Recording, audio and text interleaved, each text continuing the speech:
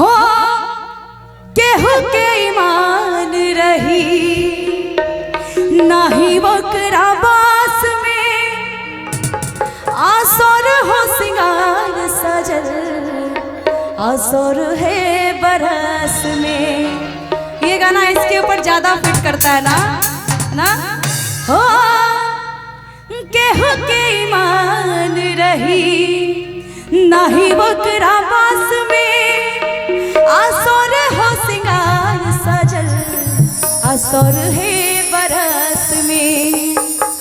और हुस्न के जादू अदा के मंत्र तो पे चलब ले बारे। जिया जी कहाँ है? जिया जी कहाँ है? नहीं घर पे है तो जिया जी पे ही तो जादू चला चुकी है। ओ हुस्न के जादू मदा के मंत्र उन पे चलब ले बारे।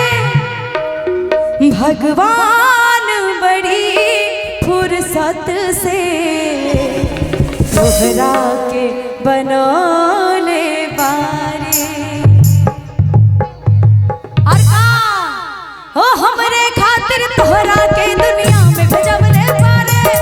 हमरे खातिर तोहरा के दुनिया में भेजब ले बारे। भगवान बड़ी फुर्सत से तोहरा के बनौले बारे।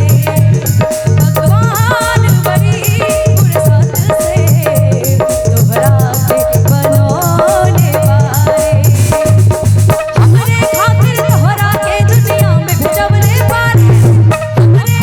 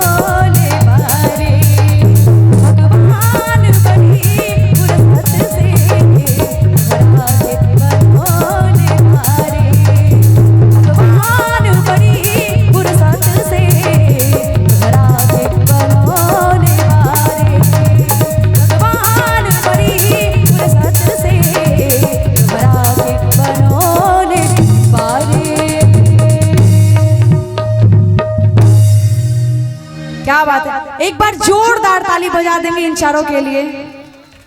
वाह क्या बात।